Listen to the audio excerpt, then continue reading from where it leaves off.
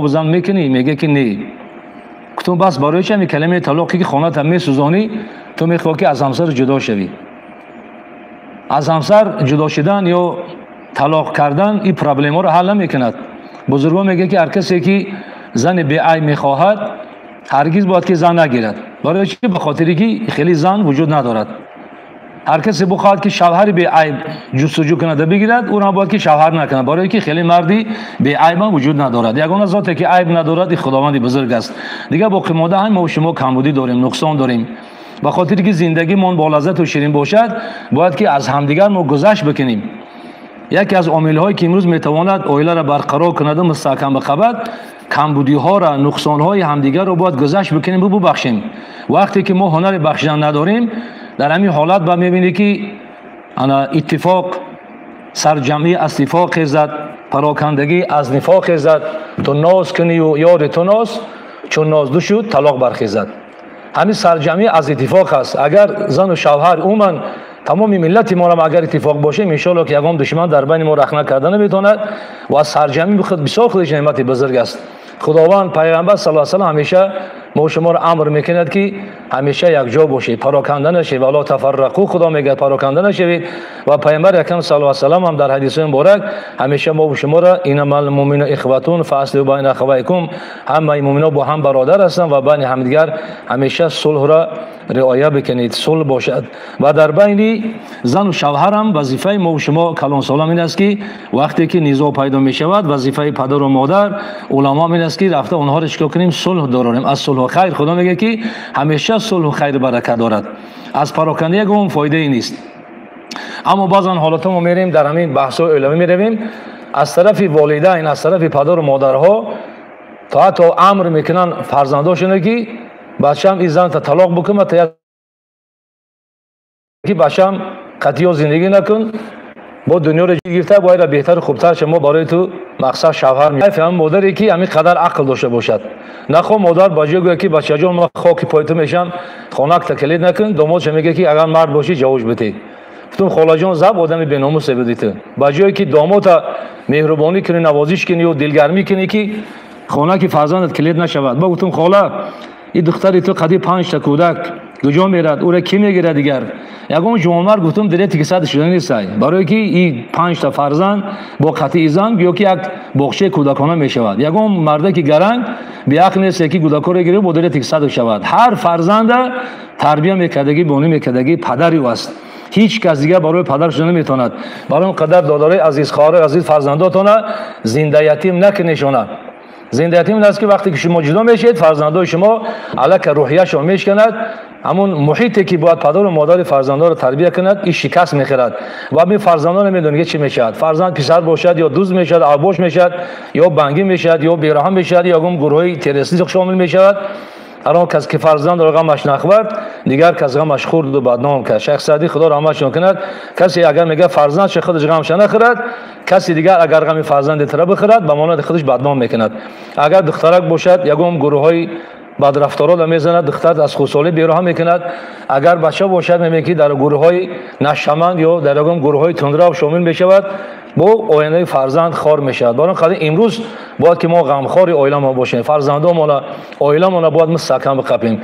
دوره پیش بعضن همون فیلم ها رو وقتی تماشا میکردیم، وقتی که مثال یگم قهرمان همون فیلم زنش یا دخترش مقصد همین تروریستا یا مثال همون ظالما اسیر میگیرن، بعد همون جوانمرد به خاطر نجات دادن فرزند و همسر و عائلش میبینه که جانش نثار میکنه که زن و فرزندش از اسارت یا از همون گرال خلاص بکنه. که امروز این مردها نمیدونم نوجوان مردی است که زن و فرزندش بعد از خودش ازلش میکند، بیران میکند. بنابراین پیامبر صلی الله علیه و آله گفتند که دنیا متاع زیاده دارد، بهترین متاعش است همسر خوب. همسر خوب در حدیث دیگه پیامبر اکرم صلی الله علیه و آله میفرمایند که انا 4 چیزی که بسیار نعمت بزرگ است، خیر دنیا و آخرت دارد. خب یکیش پیامبر میگه که لسان ذاکرون، کسی که زبانش همیشه با ذکر خدا هست، و قلب شاکرون، کسی که قلبی همیشه شکرگزار است، شکر نعمت‌های الله را میکند. بنابراین برادر عزیز، باید ما شکر کنیم که در یک وطن تنج آرام زندگی میکنیم و شکر کنیم که دسترخوانمون پرفیض با برکت است و شکر کنیم که در وطن ما یک بریده نان میابیم میخوریم و شکر زن و فرزند بکنیم. من تو را فرزند بدادم شکر جان او بکن، میکشم فرزند تو یک عمر با غم یارت کنم. امروز بعضی پدر و مادر است که همسرش مقصد ناشکری میکند، فرزنداش ناشکری میکند، یا مادره است که فرزندش میگه خبر مرگت بیاد. ما شاهد هستیم که وقتی که مادر گفت که جوان مرگ شوید، همون فرزند ماشین زدوش، همون مادر در بالای فرزند اشک میریخت، گریه میکرد.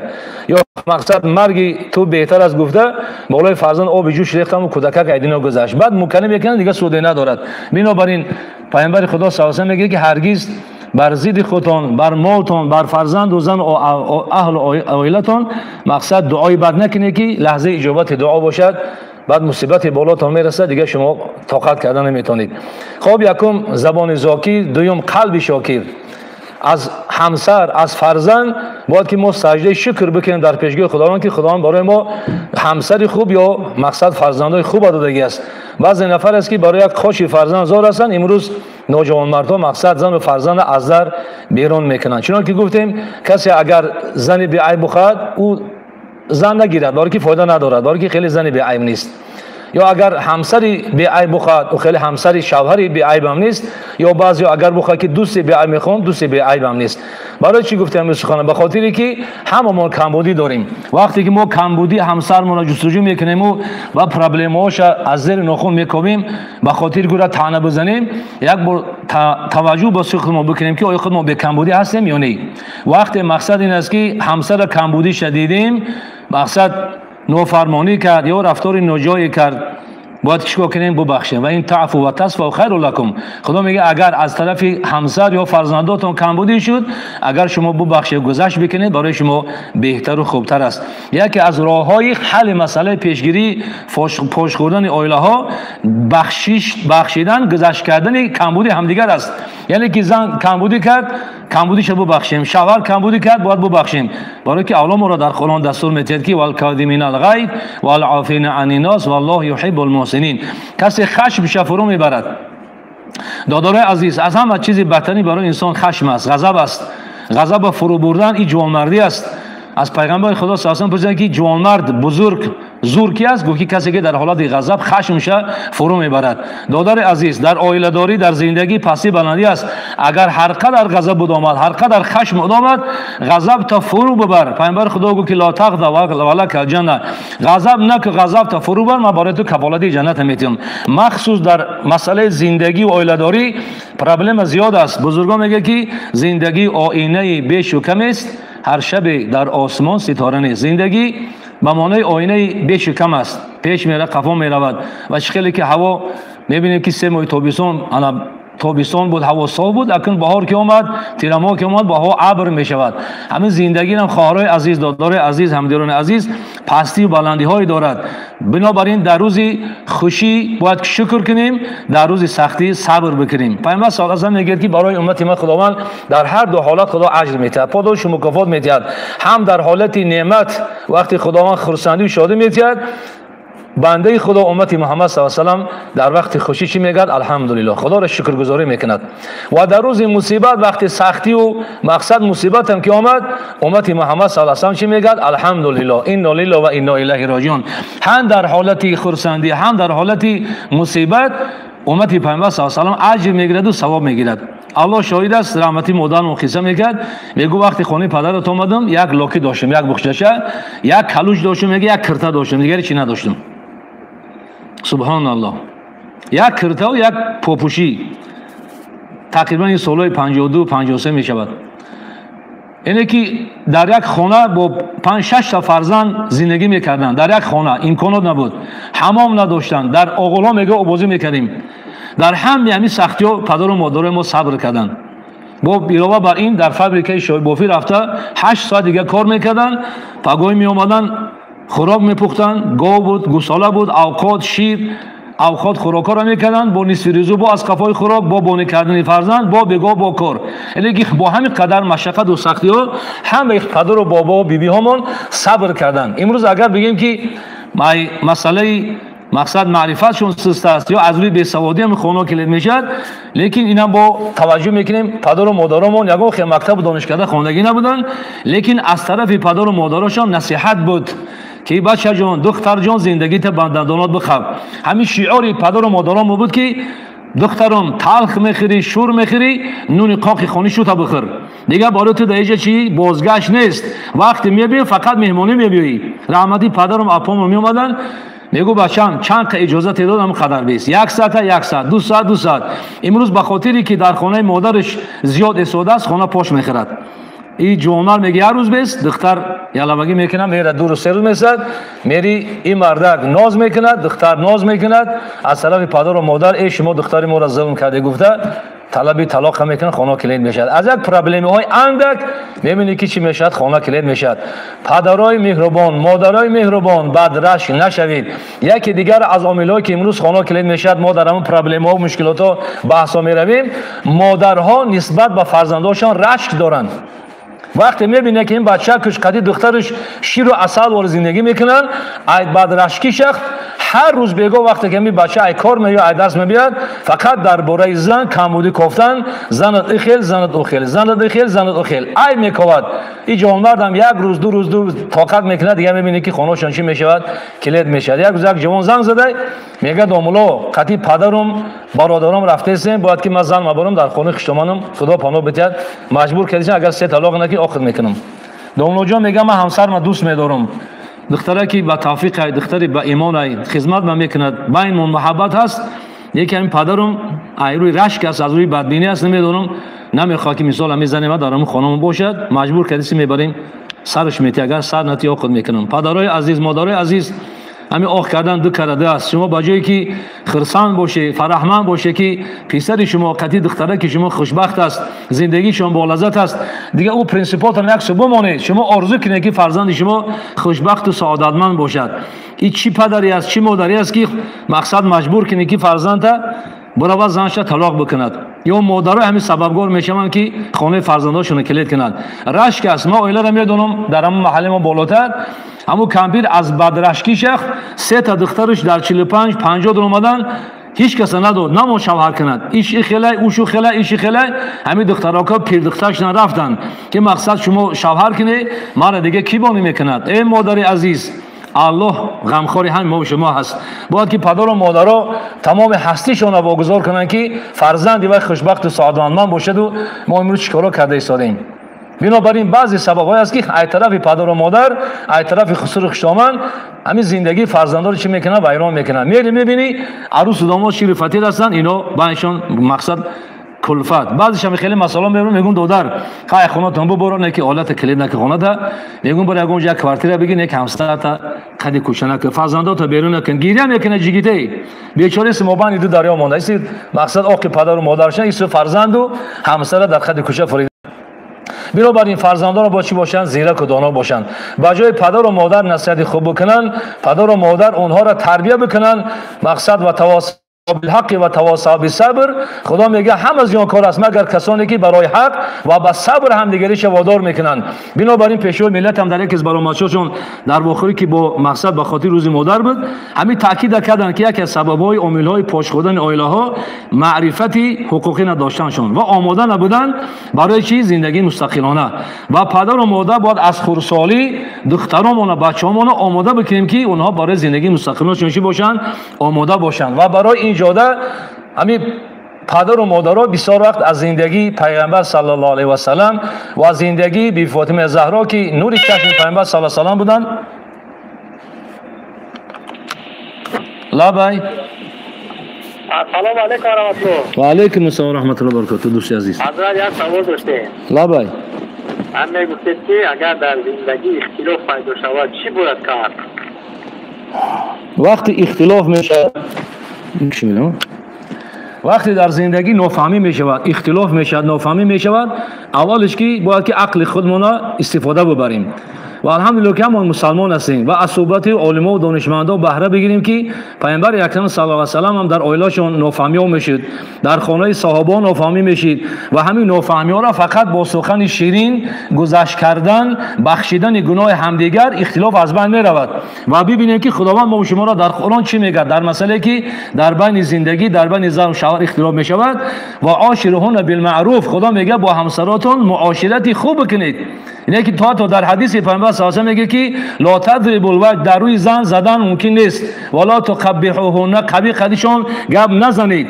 و مقصد از لباسی که برای خودت میخری همون قیمت برای همسرت بخر، خوراکی که برای خودت میخری برای همسرت بخر. امروز بعضی نوجوان مردا مقصد میره خودش در مروه در اون رستوران قیمت خوراک میخرد و بعد برای مقصد همسرش 4 تا رول رو میبرد، بعد اختلاف پیدا نمیشود. البته اختلاف پیدا میشود و به خاطر اختلاف از بین آوردن بهترین تحفه ها را برای همسر اگر هدیه بکنیم تهادو تهابو. پیامبر خدا صلی الله علیه و آله میگه که به همدیگهتون هدیه بکنید محبت زیاد میشود. وقتی که اختلاف ها میشود، مثال اگر پدر و مادری به عقل باشد از اونها مصلحت و مشورت گرفتن درست است، یا یک ناملا عالمی را دعوت کرده مقصد به خاطر همون نزاع‌ها یا پرابلم‌ها را حل کردن از اونها مصلحت بگیرید که از آدمای با عقل و با تمیز فاسالوا اهل الذکر ان کنتم لا تعلمون. خدا میگه از اهل علم بپرسید چه نمیدونید.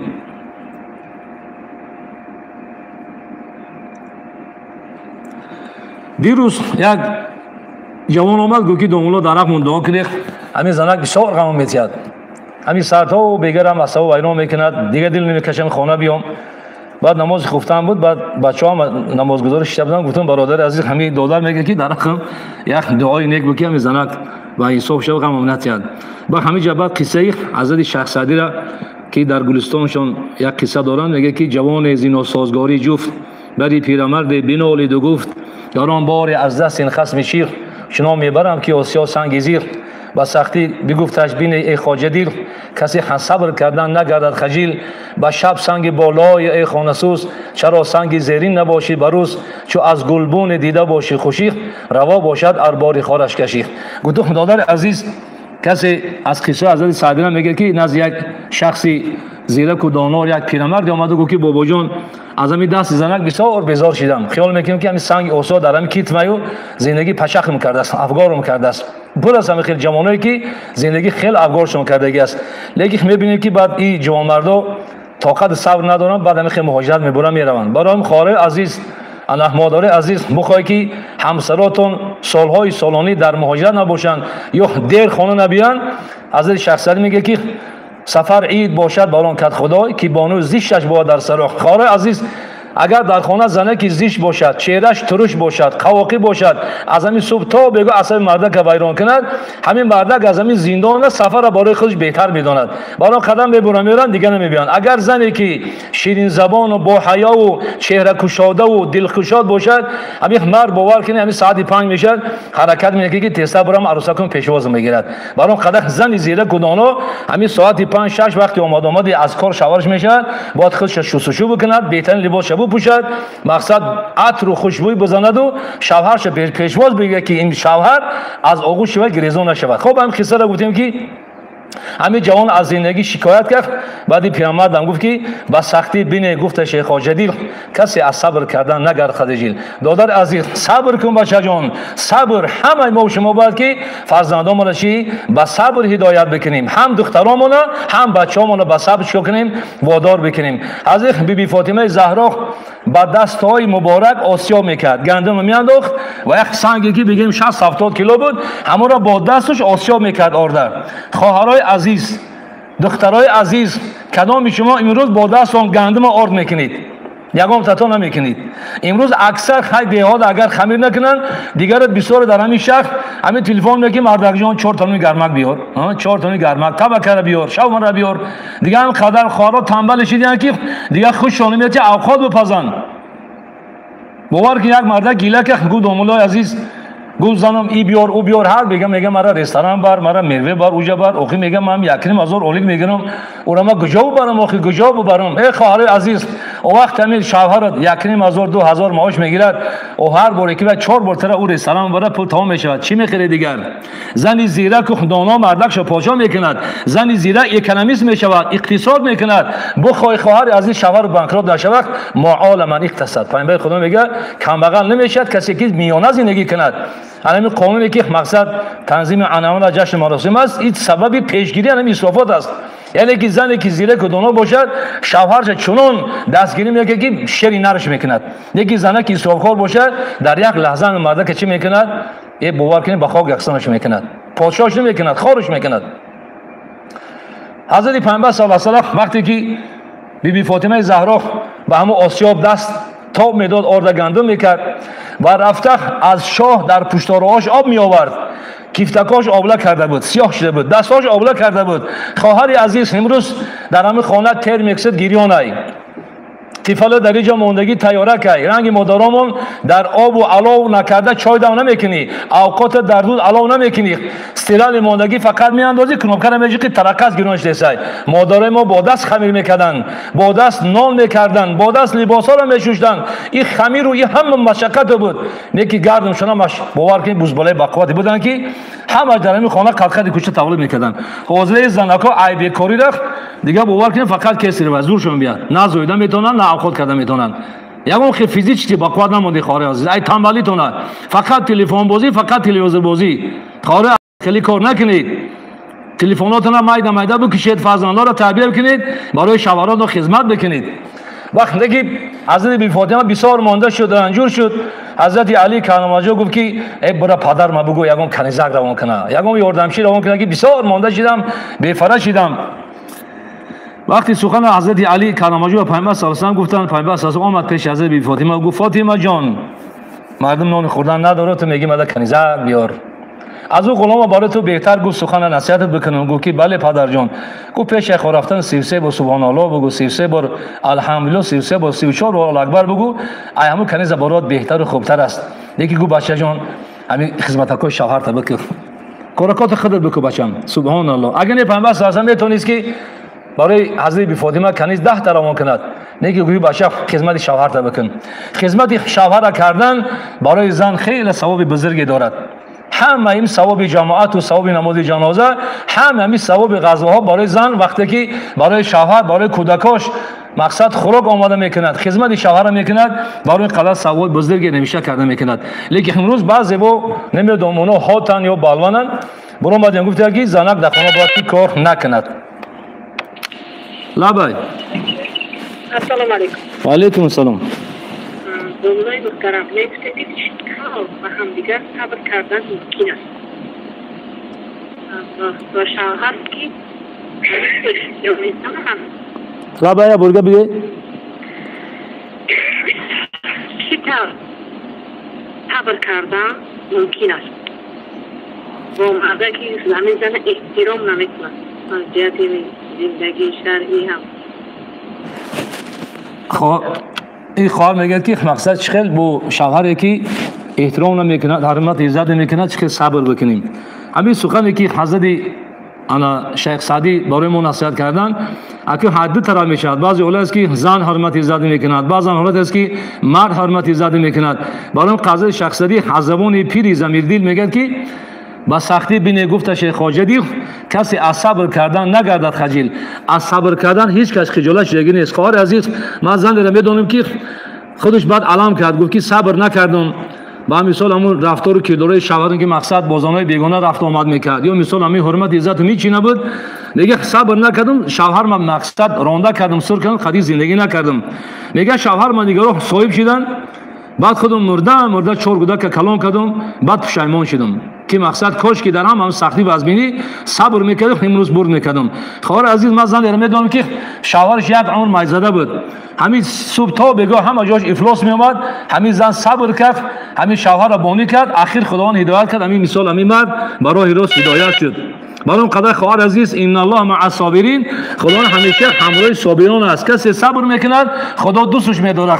اگر همسر خوب باشد، همسر بهترین باشد، در این دنیا راحت میکنیم، شکر میکنیم.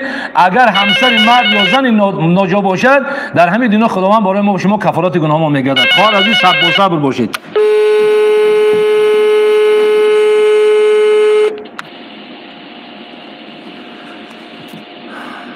با سختی بینه گفت شیخ خواجه دیل، کسی از صبر کردن نگردد خجیل. با شب سنگی بالا ای خانسوس، چرا سنگی زیری نباشی بروز. بعد پیرمرد گفت که دادر عزیز شب 150-200 کیلو بالای عروسک میبروی پچخش میکنی، وقتی که با روز شد باید تو سنگ شب بالا تو براید. یعنی که همش باید که دو طرفه باشد. با شب سنگی بالای خانسوس، چرا سنگی زیری نباشی بروز. اکو روز که بالاش برآمدی اکو بروزون شب با تو روز دم تا بگیر و بالای تو براید. مون هوی کلام بگیرد. چو از گلبون دیده باشی خوشیخ، روا باشد اربار خارش کشی. گلبون از ساده میگه بوکتی گلای. همین دسته گل وقتی که بو میکشی، گردنکاش بو میکشی، عطر خوشبوش لذت میبری، اکو خورشان که زد دادر چیکار اکو گو صبر بکن. بچه جان صبر میکنی برد میکنی. خداوند مردم با صبر دوست می‌دارد. خب اکه همه رو وقتی که با خداوند اکه زنهای 3 تا 5 بچد اونا خیلی کی رو خانه آباد و هم خوابدوست، خدا را به رحمت نظر سویوست. اکه باید زنکای گنده یا شوهرای گنده به کی میرسد مگر اونا زندگی بکنن کو. یعنی که اگر نعمت خوب همسر خوب آمد این امکان سنجی شیخ باید که چیکار کنیم و شکر کنیم. اگر شوهر نوجا باشد صبر بکنیم. لبای سلام. و علیکم السلام و رحمت الله.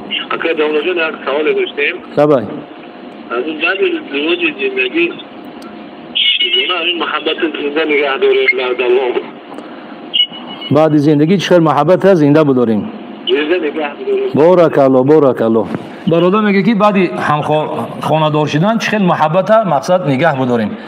و ایجابو از زندگی پیامبر اکرم صلی الله علیه و سلم که خدا میگه که لقد کان لکم فی رسول الله اسوه حسنه. خدا میگه شما الگو نمونه از کی بگیریم، هم در عبادت هم در معاملات زندگی از پیامبر اکرم صلی الله علیه و سلم. دادر عزیز گوش کنید که پیامبر صلی الله علیه و سلم وقتی عذر می‌درآمدن شما هم اگر همین معامله پیامبر صلی الله علیه و سلم بکنید با نام خدا زندگیتون محبتتون زیاد میشود، زندگیتون شیرین میشود.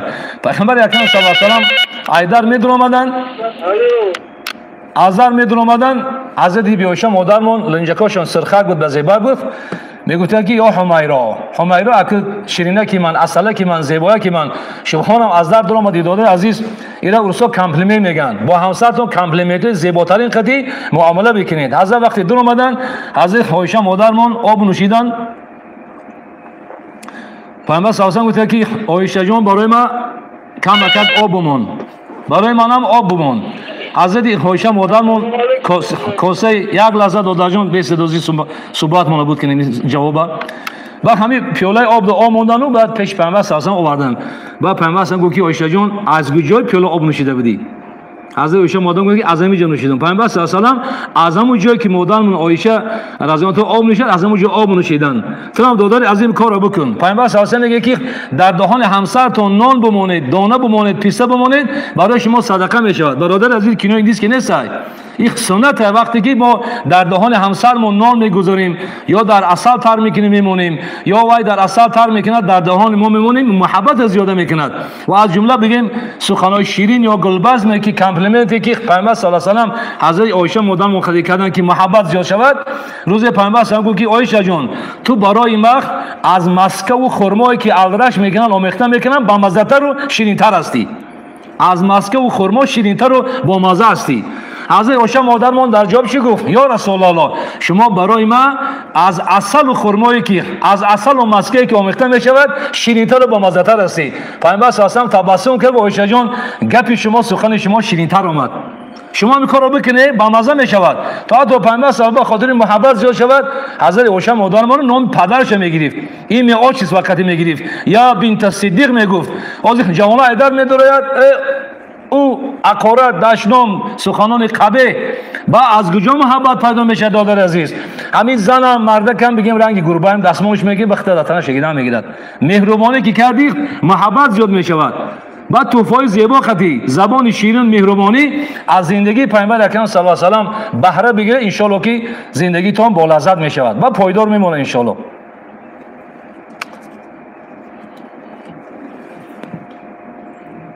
خب مسئله حضرت بیبی فاطمه را بگیم. با به خاطر عبرت برای خواهرامون، برای پدرایی که امروز میرن خانه فرزنداشون کلید میکنن. روز پیامبر صلی الله علیه و خانه حضرت بیبی فاطمه آمد، حضرت علی کنوجه نیست. گو بچه جون کنی حضرت علی. گو که قدیش کم وکک شوخی کردم، خفه شد رفت، ناراحتش کردم. بهترین پدر پیغمبر اکرم صلی الله علیه و است و ما هم باید که نمونه باشیم. پدرای عزیز، مادرای عزیز و مهربان. یک روز یک پدر آمد گفت که همین کلین قطعی زنم سوز نیست، همین خشتماش مجبور کسی که کلین تبر در خونه شما. گفتم چند تا بچه داره؟ گفت که 3 تا. 3 تا فرزند. گفتم فرزند بابا با عمکی عزیز. گفتم نبیرم فرزندیت است. خدا در قرآن میگه که وجلکم بنین و حفده. خدا میگه ما از هم برای شما از جنستون همسر آفریدیم و برای شما از همسراتون چی دادیم؟ فرزند و نبیره. لبای. السلام علیکم جناب محترم. و علیکم السلام و رحمت الله. میگفتید که اگر یکی از همسران اشتباه کند چی باید کرد؟ خوی مسئله گفتیم که گذشت کردن، بخشیدن، والکاظمین الغیظ بخدوشیخ والعافین عن الناس. کسی که گناه همدیگر را میبخشد. الان خدا از انتقام گرفتن بخشیدن را دوست می‌دارد. کسی خشمش فرو میبرد، گناه همدیگر را میبخشد، بعد برد میکنند. برادر عزیز، خداوند بخشنده است، بخشنده ها را دوست می‌دارد. دوست دارد عفو را پروردگار، آن چیزی دوست دارد دوست دار. برادر بو بخشم دیگریتون. لبای. سلام علیکم. و علیکم السلام. خیر امروز اینجا خوبه؟ شکر احمد. میگفتید که چی طور احترام رو در عائله نگاه داریم؟ احترام را در عائله نگاه داریم. بارک الله. یک جوان آمد گفت که خداملا قطعی زنم جدا شدن. گفتم برای چی؟ گفت که عیدر میدرون در پیش اونو میخیزه، حرمت اونو میکنه. برام که میگم معقول نیستم، میگم اکس سرش کنم. گفتم دادر عزیز، خودت در پیش پدر مادرت میخیزی، احترامشون میکنی. واخفض لهم جناح الذل من الرحمه. خدا میگه در پیش پدر و مادرت بال فروتنی پهن بکن، شکسته دل بیست. خیلی که غلام در پیش مولاش شکسته میشه خیلی بیست. تو همین خودت روایت میکنی. گفتم احترام پدر و مادرت. با خواب کرد و سکوت کرد. گفتم دادر عزیز، وقتی تو پدر و مادرت حرمت نمیکنی، از کجا خدای تو را حرمت عزتت بکند؟ یک دو وقت همین خیلی نابرآمده، همین خیلی تندنس کردن که در پیش هیچ کس نخیزی، هیچ کس در پیش باید که نخیزیم.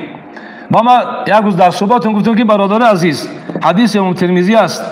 حضرت پیامبر صلی الله علیه و آله وقتی که نزد حضرت بی فاطمه میرفتن، بی فاطمه زهرا در پیش پدر راست میخست، پدر از پیشونیش بوسه میکرد. سبحان الله. احترام پدر را ببینید. وقتی حضرت بی فاطمه نزد پیامبر صلی الله علیه و آله میآمد، حضرت پیامبر صلی الله علیه و آله در پیش دخترکش میخست، حرمتش میکرد. این آداب را ببینید، این اخلاق را ببینید. امروز جوانان را از همین دور کردیسیان. مسئله فقه حنفی را ببینید که در مسجد در پیشش که دو اصلا نخیزین. پیامبر صلی الله علیه و آله دوست نداشت خیستن. لا تعظمون فی بیت ربی اعظم میگفت.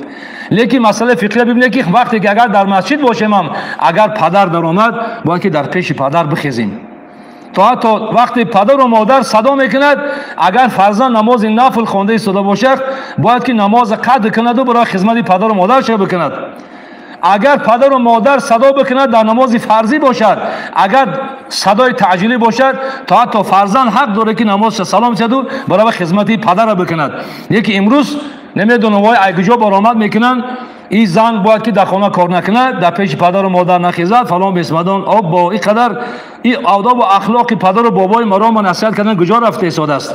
گفتم دادر عزیز، وقتی که تو پدر و مادر حرمت نمیکنی، او زن از کجا تو را حرمت بکند؟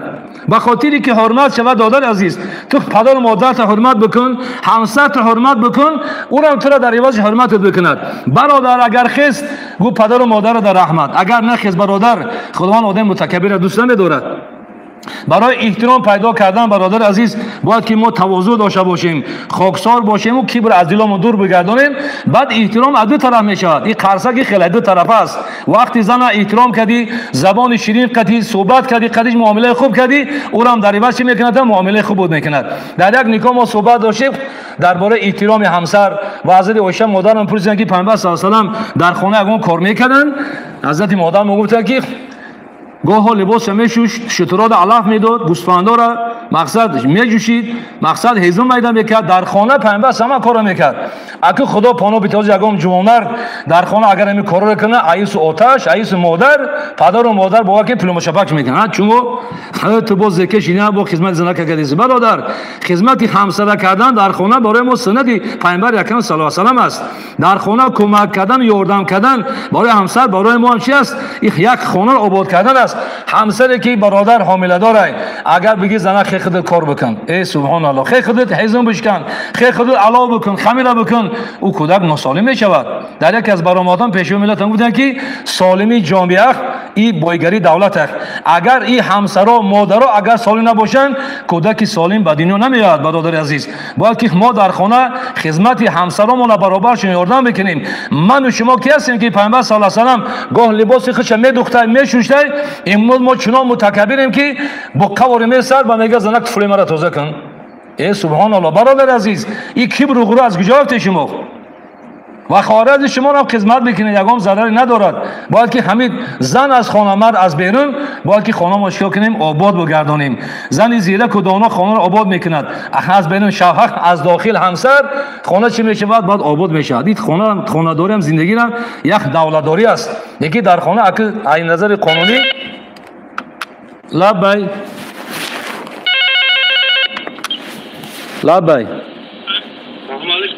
و علیکم السلام و رحمت الله.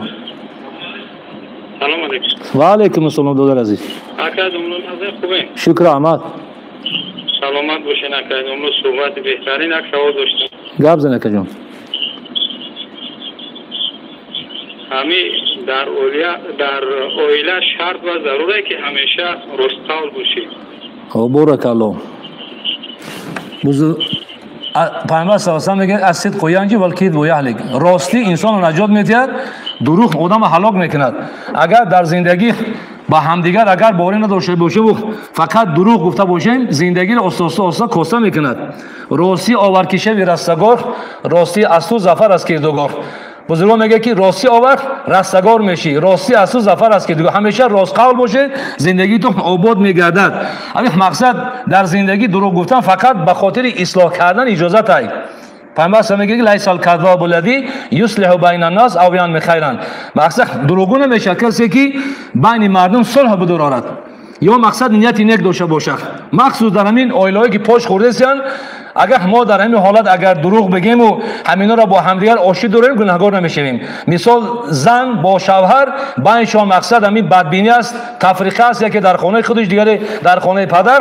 اگر همین جمع بگیم بگه که خواهر عزیز همین شوهر بسیار پشیمان شده، میخواد قطعی خود آشتی بکند، نمیشه که همین را با اثر صلح بداره انتونه. اگر اون مرده چی گفتگی نیست، یکی همینجا ما دروغ گفتیم. یا مثال پیش زن میریم میگی خواهر عزیز همین مثال بیا قضیه شوهرت آشتی بکن، پیش مرد میریم اونها رو هم شو میگیم با سخن درست. و حضرت سعدی میگه که دروغ معصیت آمیز به از راست فیده انگیز. بعضن راستی که اویله را ویران میکند، خوبش که در همین حالت دیگرها اگر مثال مداخله کنن و با یک سخن دروغ اگر اونها صلح بدارن، همین حالت پیامبر صلی میگه که دروغی سال میشه. نه که بین زن و شوهری دروغ گفتن باور عیب میبرد. برای قدر دادر عزیز اولش که همیشه روزگو باشید.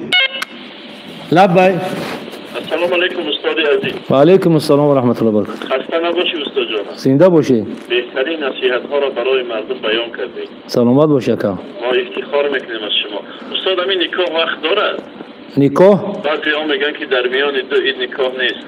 اکام حدیثی که لا نکاح بین العیدین، اوجا مقصد ای نماز عید قربان بود و این نماز جمعه.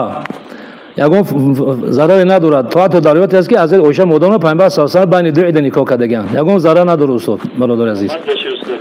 او همین بر وقت نکاح شد هم خوبه. لیکن سن و سالش باید که موافق خانه یا کنیم که 18 سالگی کسی اگر 18 پایان اگر نکاح بکنه توی بکنه جوابگری بسیار وزمین دارد. جریمه وزمین تا 5 سال محرومی از آزادی دارد. برای مخصوصا دانلود هم مراجعه کی همه وقت هم باید که همون اجازت خط نکاحش ببینن که سن سالشون هستگی باشد که بعد مشکلات بالاش نبیاد. سلامت باشید استاد. زنده باشید.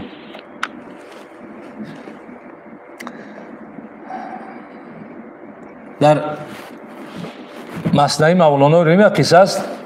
ابوالحسن خرقانی گفتن یک شخص بزرگ اولیا گذاشته. یک مریدش میخواد که برم هم پیر از زیارت بکنم و خیلی مسافه طولانی را طی میکند و بعد میبیاد به خاطری که انا پیرش زیارت بکند. وقتی میبیاد دروازه را تق میکند، از درون یک زن بسیار بد زبان و درش زبان و گیزله با یک جوابای قبیح هم ابوالحسن قرقانی تحقیر میکند، همین جوانی که اومده است مقصد بیزاری اظهار میکند که از همین زیارت کننده بیزار شده هستیم. قطعا آمدتون در بعد منزد است. برای خواهر عزیز، مادر عزیز، بخواهید زندگیتون با لذت باشد، مهمان شوهرتون احترامشون به جا بیارید و خویش تباره شوهر قطعی معامله خوب داشته باشید که زندگیتون ویران نشود. الله شاهده، یک مردی کلانسالی که نبیردار بود، گفتن قطعی همسر جدا شده است. گفتم اگه کاری خوب نکردی شما؟ گفت که دامنای عزیز اوچم یا پدرم برادرم می اومد، بسیار قوقاش گیراندگی بسیار زغزغ میکرد، وان را چرکین کردیان، حاجت خانه را چرکین کردیان. باور که میگه ترسیش دیگه اگه خیش تبور خانه بدن نمیموندم شونه. بعد میگه خونه برادرم بروان همونجا مهمانداریشون کنم. اخیر نشی میگه خانه کلی شید. برادر از خواهر عزیز، مادر عزیز، بین خیش تبور جدا نکنید. خیش تبور شوهرت احترام کردی و خیش تبور تو احترام شباجا میارد. ولی خیش زن قیله بیزن، خیشیشو کاسبوشو، همین مقاله پدر و بابامون بهتر نیست. یعنی که همین تربیت را باید که ما فرزندامون وقتی دخترامون شوهر میتیم باید نصیحتشون که بچه جان اما حرمت عزتی خیش تبار دو طرفه باید که چی شود ایجاد شود. بعد بین مثال زن و شوهر مقصد مصالحه می شود. خب همین زن بسیار دغلانه مراجعت کرد. بعد این مورد گفت که یانگا گفت من خونه نمیدارم، همین چای تا نمیخورم، در کار نیستم، مهمانداری تو. گفت که پیرم در گوشه برم زیارتش بکنم. این قصه حضرت مولانا در مثنویشون آوردگی است. بعد گفت که پیرت هزم در رفتگی جنگل برات همونجا زیارتش که همونتا هوی خبرات نبیاد دیگه است. بعد مورد بسیار ناراحت شد. گفت قدر شخصی بزرگ، قدر آدم تبرک، قضیه از زنی بد اخلاق قدر صبر کرده. زنی بد در سرای مرد نکو هم در این عالم است دوزخی او. زینهار از قرین به زینهار و قین ربنا عذاب النار. برادری که در زن خوب گرفتار شده شما در بیشتی، کسایی که در زناکای گیزلا غلطگی شما در دنیا سطح دوزخ میگیره دیگه دوج خدا عذابتون میکنه. صبر بکنه یا در دنیا دوزخ نیمو هم گناه متازش رفته سید دوج ان شاء الله که راحت بشود. بعد مورد سینی جنگل اومد که ابوالحسن خرقانی در بالا یک شیر نر شیشته و در یک دستش قمشی دو پرد هزمو زدگی اومده سمیتا. حضرت دیدو بعد ایگاب مونده میتا. بعد حضرت گفت که چوکا دیانگات گزیدی تو؟ بعد گفت که حضرت جان شیری نره روم کردی، مورا روم کردی، او را روم کردن نمیشد. گفت که نه باشم نمیشه روم کردن. یورا خداوند ای کجی آفریده. اینا هر قدر مقصد حرکت کنی چیزی کجدره میشکنی. پیامبر اسلام میگه زنها از قبرگاه چپی آدم علیه السلام هستند. ای چپی آدم علیه السلام.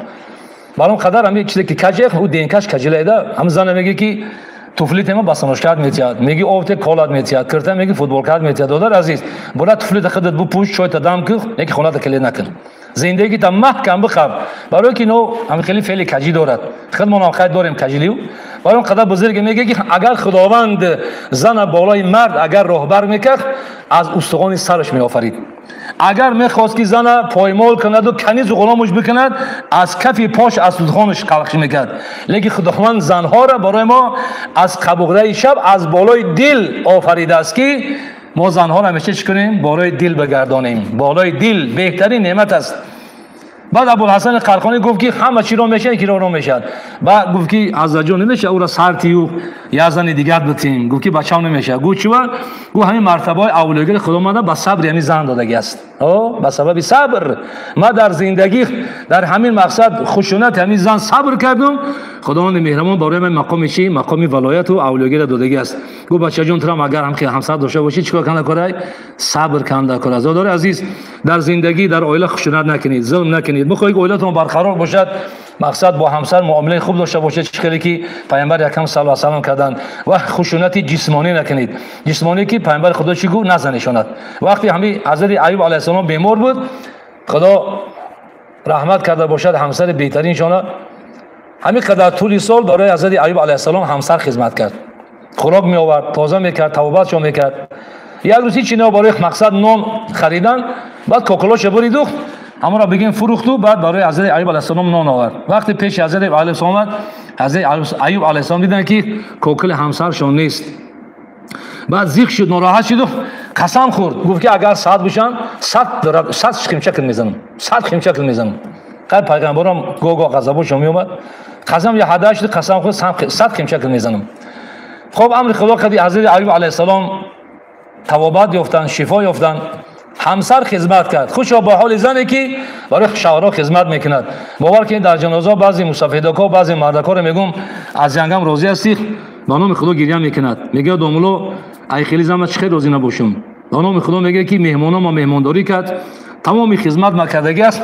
از این زنه گفت 100 مرتبه من راضی هستم. نه که برعکس دیگه است که مرد گفتم ایگام راضی هستی گریخ باجا شد. تو از روی زبان نگو که من از این زن چی هستم راضی هستم. برای مادر از خار عزیز یکی از راههای شانس‌های به جنت در آمدن مادرام و اطاعت بعلها، همسر اطاعت کردن و خدمت شوهر کردن برای زنها خیلی خیر برکتی دارد. در حدیث ها میخونیم که المرأة المطیع لزوجها، هر زنی که شوهر خدمت میکند گپکاش میگیرد برای شوهر مقصد آمادگی زندگی را میکند، یستغفر کل شیء، همه چی در حقش استغفار میکند برای مردان برای زنهایی که احترام شوهر را به جا میارد. حتی الحیتان فی البحر، ماهی ها همین کیدها میگوید که خدا همین خواهر گناهش ببخش. مورچه ها در سوراخی ها، حتی طیر فی جو، همین پرنده در آسمان، ملائکه در عالم ملکوتی در حق زنی که شوهر احترام میکنن دعای خیر میکنن. خواهر عزیز بخواهی که ماهی ها و پرنده ها و ملائکه در حق شما بگن که خدا گناه همین زن ببخش، شوهر دوست بدارید، احترام بکنید. و برعکس پیامبر خدا میگه ما اکرم النساء الکریم و ما اهانهن الی العلم. هر مردی که هر جوان مردی که زن احترام میکند، حرمت میکند، شیرین زبانی میکند، حضرت گفت که کریم است. کریم نام پروردگار، صفت پروردگار است. کریم بزرگ است. آدمی بزرگ کسی است که زن حرمت عزت شباجا میبرد. خب اصلا هر کجا مرد است گرفتار زن است. در کجایی که مرد است و گرفتار زن است. در زندگی صبر میکردگی مردها صبر میکنند. یک بزرگ زنی بدرفتار داشت، بعد مریدا گفتن از زن میشوید زن تا سر به تیغ یا زن دیگه بگیری. بعد گفت که دلم میسوزد. بعد مریدا گفتن که حضرت کی دلت میسوزد؟ گفت که همون مردی که با هم زنی مرا میگیرد بعد عذاب میکشه همون دلم میسوزه. گفته خوبش که عذاب خودم بکشم و یک از دیگه در رنج کلفت من نمونم. ببینید قدر مردهای دیندار مسلمان قجوم مرد هستند که مقصد در همه سختی و پستی چی میکنن؟ صبر میکنن. کسی از صبر کردن نگردد خجل. به سبب صبر هیچ کس خجالت کشیدگی نیست. ما هم اگر صبر کنیم ان شاء الله که برکت میابیم. بنابراین همه خواهر و دادارکان باید که با صبر باشند. دختر عزیز خب گفتیم که خشونتی جسمانی نکنیم. انا با قصه حضرت ایوب علیه السلام ببین. وقتی که حضرت ایوب علیه السلام صحت شد بعد همون قسم میشد پیش روش میومد. بعد خداوند گفت که خذ ذقنا وضربیها ولا تحنث. خداوند گفت که یک خوشخ گندم بگیر 100 دانه کنشو بعد میت در بالا همسرش کن بمان. برای چی؟ برای که قسمت شود رفت شود. سبحان الله. خداوند حیله راهی نجات نشان داد. یعنی که 100 خمشک نزنه شو یک سنبله گندم بگیر در بالا همسرت بمان به خاطری که قسم خانه شد. ای سبحان الله. این قدر خدا ما بزرگه نسبت به کی؟ نسبت به بنده هاش مهربان است. دادار عزیز خدا مهربان ای. خدا از پدر و مادر مهربان ای. در خانه ظلم نکنید. همسراتون لطکوب نکنید. ما انسان رو میدونم که گریه کرد بگو که وقتی که همسر مالا تکوب میکردم خسرم میومد آب دیدش میرفت. وقتی دیدم دختر خدمت خیل لطکوب کرده بعد فهمیدم که چقدر خسری ما مقصد رنج و شکنجه کشیده به دست. برادر عزیز دختر کلام کن بعد میفهمی که دختر چقدر قیمت و لذت و برکت دارد. همسرا لطکوب نکنید. با نام خدا قسم امروز دختر کسی را همسر لطکوب میکنی، خشونت میکنی، جسمانی عذابش میدی، بچه شد میبینی که چقدر فرزندی تر کسی لطکوب میکند. مادر از خوشامالایی که کلونا را خشونت میکنید، عذاب میدید، اذیت میدید، با نام خدا در اینجا تو دختر کسی را ظلم میکنی، در اونجا کسی با دختر تر ظلم میکند.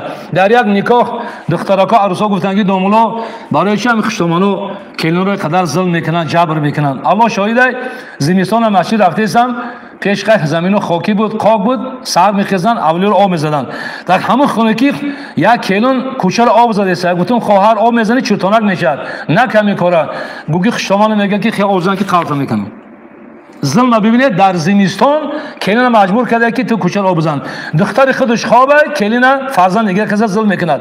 مادر عزیز اوای دختر مردم امانت آوردی باید که از دختر خودت دختر دیگه کسی حرمت عزتش به جا بیاری. امروز کلون تا جبر میکنی، فقط دختری تو در خانه کلی میشود، همین ظلم و ستم میبیند. به هر کس کردم و با خیش دیدم، به کوی گر حلا گفتم شنیدم.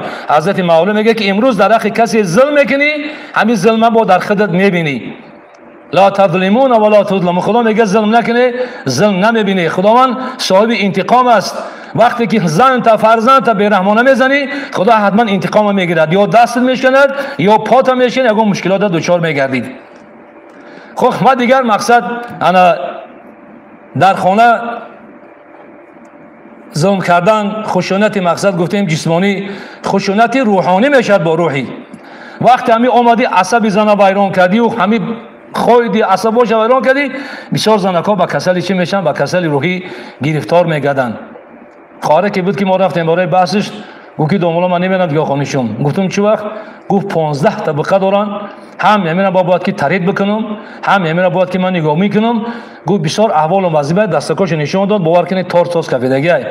ای خسرو خشتمان ظالم، ظلم نکنید در حق فرزنداتون.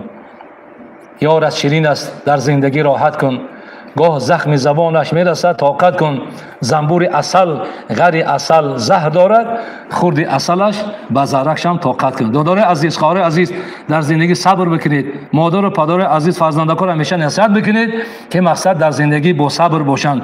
پدر و مادر با عقل نصیحت خوب میکند، لیکن خواهر و دادار عزیز نصیحت گوش بکنید. هر کی نصیحت نشنود سری ملامت شدن دارد. کسی که نصیحت گوش نمیکند بسیار جبر میبیند. و در آخر دعا میکنیم پروردگار بیبیامون میگویی خداوند یگام لانه گنجشکه که ویران نکن. خداوند مهربان، همین جوانایی که امروز به زندگی مستقیما قدم میزنن، پروردگار یگام تشلا نکش گنجش خانه گنجش ویران نشود.